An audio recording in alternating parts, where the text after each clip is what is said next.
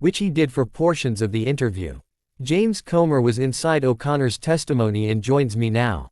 Congressman, you know, they are going to say doctor-patient relationship is sacred, they are going to say executive privilege.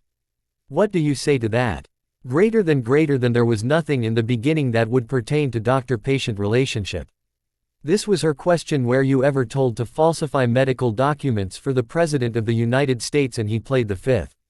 Then we asked the question, did you ever doubt his mental capacity to fulfill the duties of the presidency?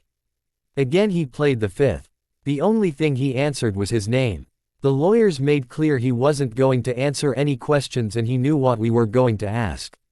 All of the questions you mentioned in the monolog, those were questions we prepared to ask. The witness, Dr. O'Connor, clearly wasn't going to answer questions. You pled the fifth usually when you have criminal liability. Everyone in America knows that Joe Biden was deteriorating rapidly during that last year in the White House, and our investigation centers around the illegal use of the autopen. The autopen that was used to sign executive orders and pardons, the autopen was used, we now know, on days when Joe Biden was in the White House. He could not even sign his name. It begs the question, did he even know what his name was being signed on? That's the purpose of the investigation. So the doctor is not gonna be cooperative. We hope that the next 9 people that we have identified and said to bring in will be more forthcoming.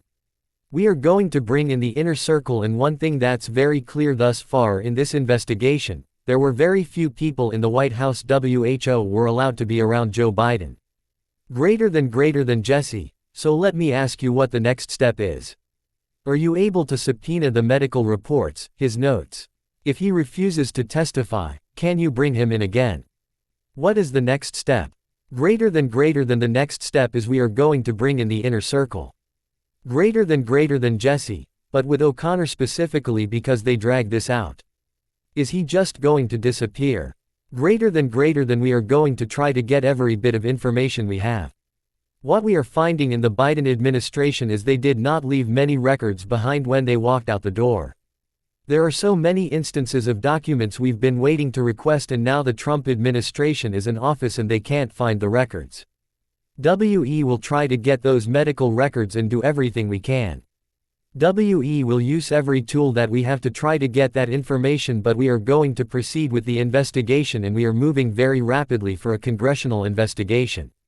We have 9 more interviews and depositions set up, and I think we will get some clear answers as to WHO authorized the use of the autopen and whether or not Joe Biden. Greater than Jesse, are you suggesting that perhaps the Dr. Biden aides absconded with documents?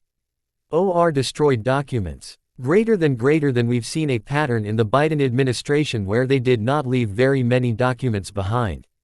If I were the doctor, I would want to come clean. I would want to defend my medical reputation. But remember, one thing that is not mentioned, we found Dr. O'Connor in the Biden influence peddling investigation. He was in a shady domestic scheme. Not only was he the Biden's White House physician and a family friend, he was also a business partner in some of these schemes of the Bidens used to profit, domestic and foreign schemes. This guy has all sorts of liability. I'm not surprised he played the fifth, but I'm glad the American people see that there's a cover-up here.